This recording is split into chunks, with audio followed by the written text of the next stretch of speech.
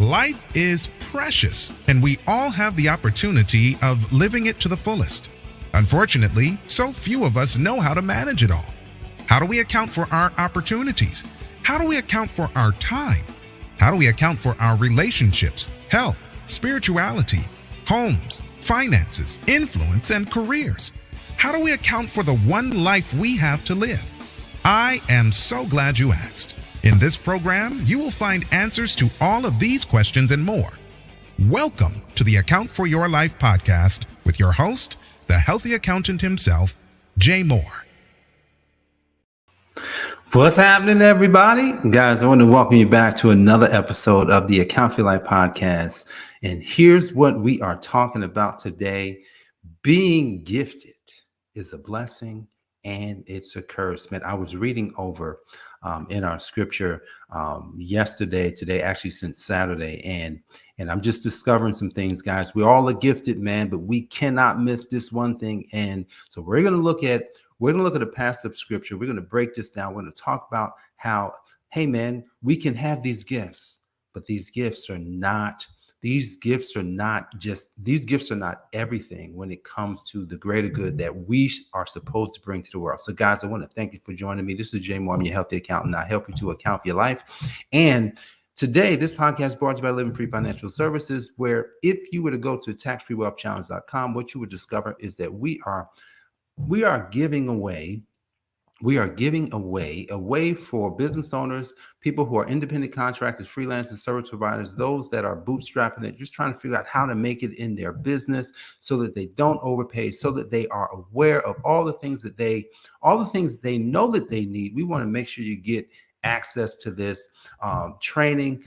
And right now, I think it's $97. I think starting next month, we're going to make a change on that. We're going to make a really big change for everybody that gets this program. So maybe you should just wait until October 1st, and we're going to make that announcement of how you can get access to that. And we're going to do something really big. So thanks for joining. Let's jump right in this.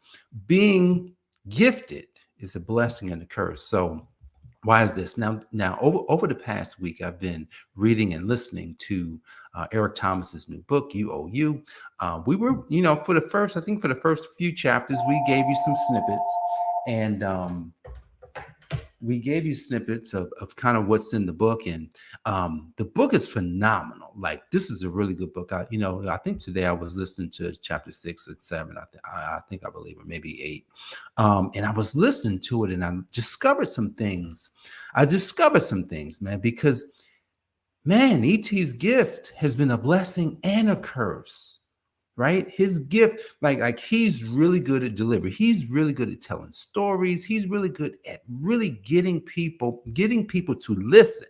Right? He goes into schools, he goes into places, he goes into prisons, he goes places and helps people to pretty much snap out of where they are in the moment and see the possibility. He has a gift for this.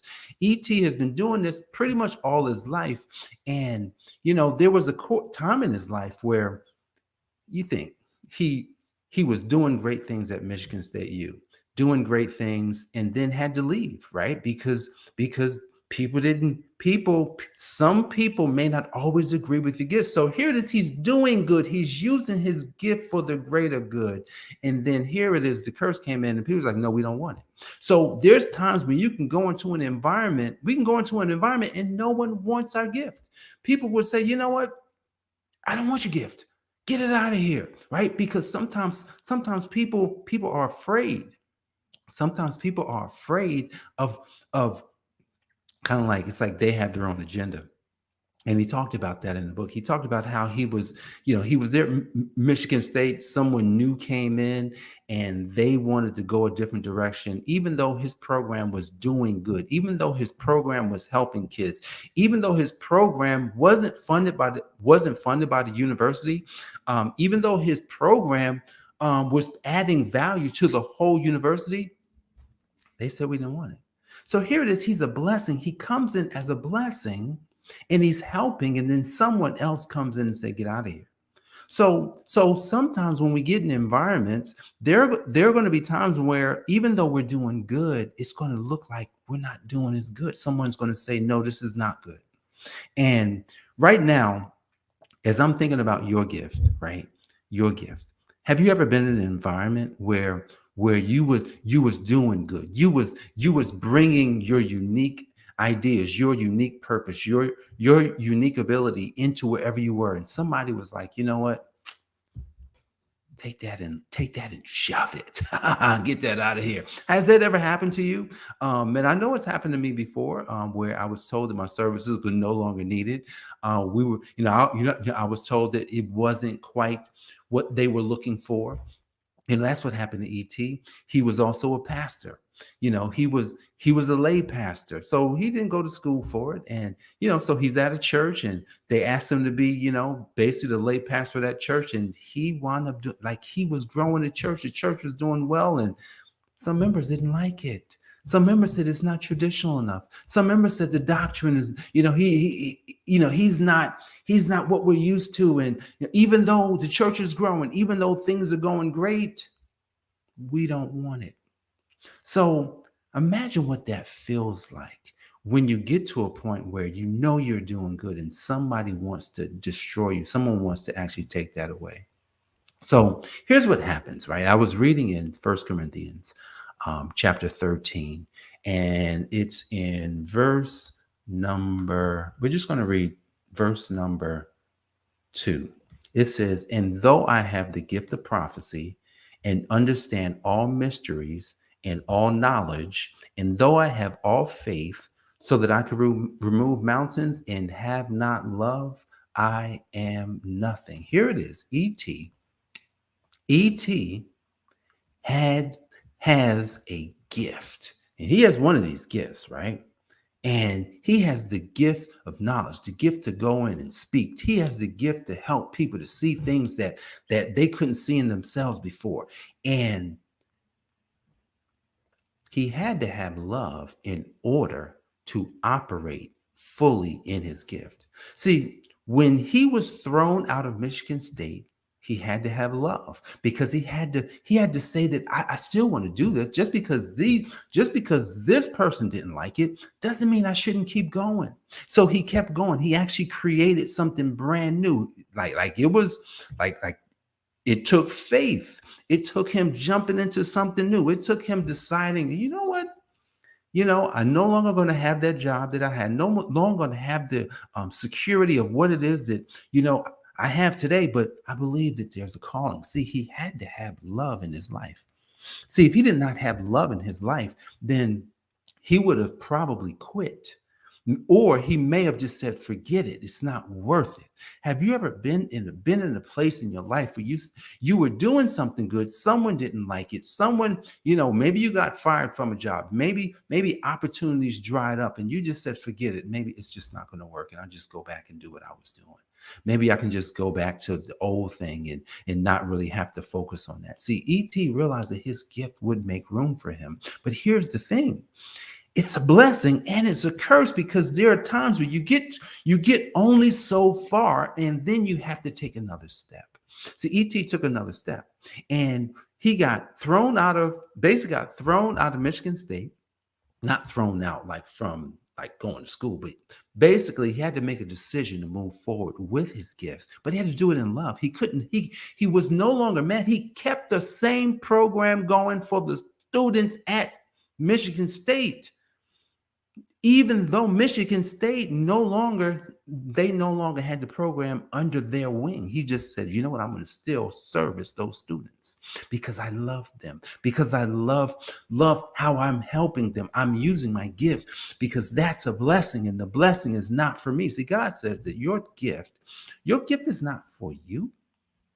Your gift is for those who partake of it, and everybody will not eat of your gift. Everybody will not come to your tree and say, you know what, that's a nice little piece of fruit. I'm going to have some. Some people don't like bananas. Some people don't like apples. Some people don't like grapes. Some people don't like mangoes. Some people don't like cherries. Some people don't like watermelon. Some people don't like lemon and limes. Some people just don't like everything.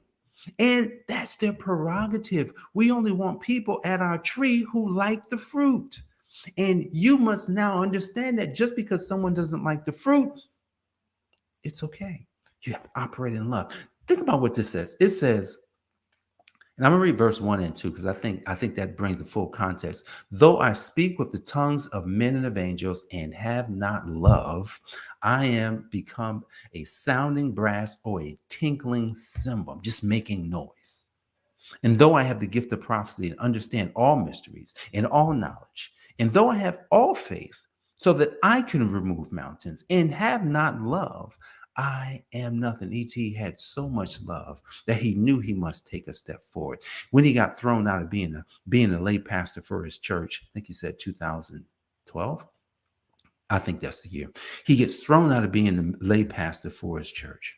Come on. Church is growing, community is growing. And he says he walked out that day. He said, took his boots off. He said, because someone in the church had given him the boots. So he walked out of the boots that day, says, you know what? I'm leaving that behind. He has a thriving ministry. He says he no longer calls it a church, but it's a ministry. He has a ministry on top of all the work that he does. See, as I'm listening to this and I'm reading it and I'm taking it all and I'm saying, man, that is so powerful that he did not get upset, even though it hurt. See, sometimes we're going to walk through the valley of the shadow of death, is what David said. And when you walk through the valley of the shadow of death, here's what has to happen. You've got to fear. You can no longer fear evil. You can no longer fear what comes against you. You can no longer fear what's coming next. You have to now believe. You have to believe that the green pastures are coming. You have to realize that even though it feels like pain. I said this to my son. It was about 6 years ago. He had just started his 9th grade year, and he was upset because we sent him to a private school. He wanted to go to the school where all his friends were going, and he was really upset about this. And he had been pouting, and he had been just complaining, and he had been just voicing his thoughts about the fact that he did not want to go to this school that we were going to send him to. And we were driving one early morning. We wake up early because we got to get him there early. I think we're out. It's like 6 o'clock in the morning and it's dark. We're driving down the road, and as we're driving down the road, I could just sense his energy. I'm pretty much dragging him out of the house to get him in the car, and we're in the car, and he's just pouting. He's struggling that morning, and he didn't want to talk about anything. I'm trying to talk to him, and I said, son, I'm going to say something. And this just came out of my mouth. That says, here's what you got to realize. You have to do the thing. It says, I will do what's best for me, even when it feels like pain. I want you to say this, son.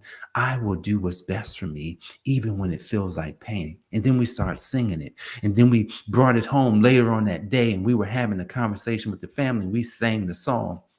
I will do what's best for me, even when it feels like pain. Because guys, when you go through the valley of a shadow of death, when you go through your problems and tribulations, when your gift is a blessing and then all of a sudden it's a curse, when your gift is taking you to the next level, but all of a sudden it seems like you're losing ground, when your gift is taking you right to where it is that God knows he wants to take you, then all of a sudden it seems like God's no longer walking with you. When your gift takes you all the way to the place where it's now your opportunity to take the next step, what do you do? This is where you say, I love the people so much that I'm willing to endure this pain so that I can continue on this journey of blessing people with my gift. Guys, you can have all the gifts, but if you don't have love, it will mean nothing. So guys, think about your gifts today. Think about how you can empower people with your gift. And then also realize that there's going to be a time that's going to come when pain is sure to show up, and it's going to feel like pain. It's going to feel hard, but you must know, have love in your heart. Realize that that's just your opportunity to go to the next level. Are you ready for that? I challenge you today, go to the next level, even when it feels like pain. Guys, I appreciate you for joining me for another episode of the Account for Life podcast. Jay Moore here, the Healthy Accountant, helping you to account for your life. God bless, and I'll see you on the next episode. Peace. Thanks for joining us, listening friends. We are so glad you invested this time with us. Always remember, you only have one life to live, so live it to the fullest. This has been the Account for Your Life podcast with your host, the healthy accountant himself, Jay Moore. Until next time, make it a great day.